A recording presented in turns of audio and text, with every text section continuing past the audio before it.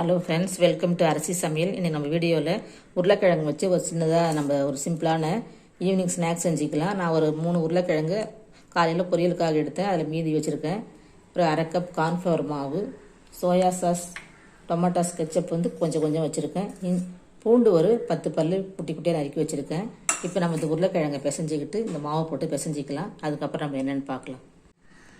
உருளைக்கிழங்கு நல்லா பிசைஞ்சாச்சு. இப்போ மாவு போட்டுக்கலாம். மாவு போட்டு பிசைஞ்சிக்கலாம். கார்ன்ஃப்ளவர் மாவு கொஞ்சம் அரிசி மாவு கூட கலந்துக்கலாம். கொஞ்சம் கொஞ்சமாக பிசைஞ்சிக்கலாம்.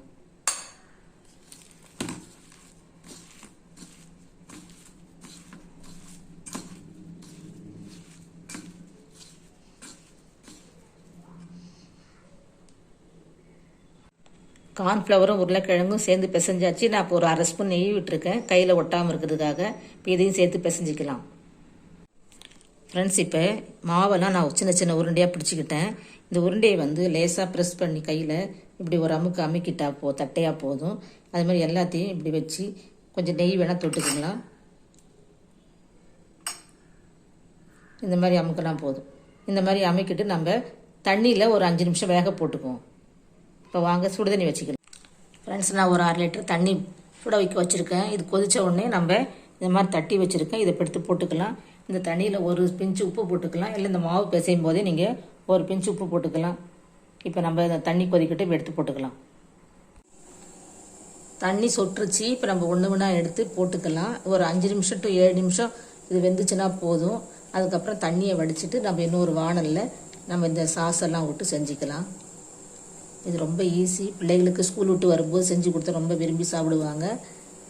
சத்தானதும் கூட. உருளைக்கிழங்கு இருக்குது. பெரியவங்களுக்கு வேணால் பிடிக்காமல் போகலாம். ஒரு 5 நிமிஷம் டு 7 நிமிஷம் வேகட்டும். நல்லா தண்ணி கொதிச்சிட்ருக்கு. கையை வச்சு கிளற வேணாம், கரண்டி வச்சு கிளற வேணாம். அதுவாக வெந்த ஒன்று மேலே எழும்பி வரும், நம்ம பால் கொழுக்கட்டை மாதிரி. அப்போ நம்ம கிளறி விட்டுக்கலாம். ஃப்ரெண்ட்ஸ், பாருங்கள், இல்லை மேலே வந்துச்சு பாருங்கள், வெந்துக்குச்சு. இப்போ நம்ம ஸ்டவ்வை ஆஃப் பண்ணிவிட்டு இதை வடித்து எடுத்துக்கலாம். மேலே வந்துச்சு பாருங்கள், இந்த மாதிரி தான். இவ்வளோ தான், ஒரு 5 நிமிஷம் போதும். வேக வச்சு உருளைக்கிழங்கு தானே, அதனால் பரவாயில்ல. இது மாதிரி வடிச்சிட்டேன் ஃப்ரெண்ட்ஸ் தண்ணியெல்லாம். இப்போ ஒரு வானல் வச்சுருக்கேன். 2 ஸ்பூன் எண்ணெய் விட்டுருக்கேன். இந்த பூண்டு 10 பல்ல போட்டுக்கலாம். இதனால் அந்த பூண்டு வேகட்டும்.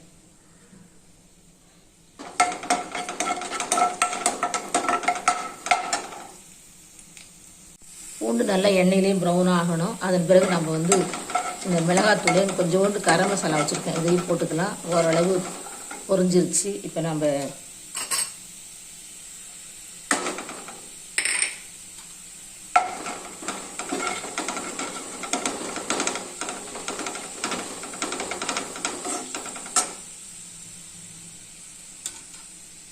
இந்த சாஸ் ஊற்றிக்கலாம். கொஞ்சமாக ஊற்றிக்கிறேன்.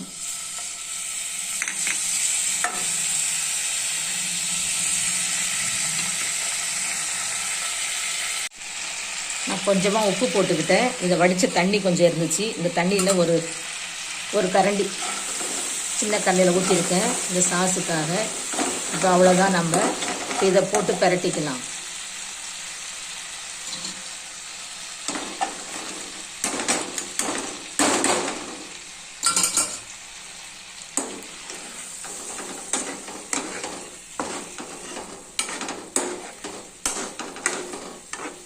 சாஸ் பிடிக்காதவங்க சாஸ் போடாமலே செஞ்சுக்கலாம். ஒரு தக்காளி வேணால் அரைச்சி விட்டுக்கலாம். இவ்வளோதான், நம்மளோட உருளைக்கிழங்கு கார்ன்ஃப்ளவர் வச்ச ஸ்நாக்ஸு ரெடி ஆகிடுச்சு. இதுக்கு பேர் எனக்கு வைக்க தெரியல.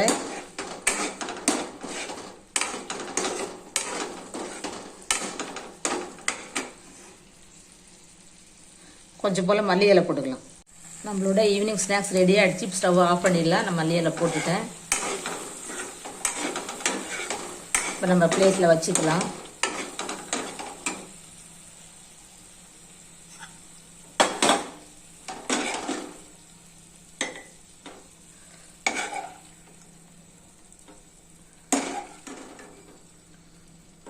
நல்ல மசாலா வாசனையோட இந்த சாஸு இதெல்லாம் பிடிச்சி ரொம்ப சூப்பராக இருக்குது டேஸ்ட்டு.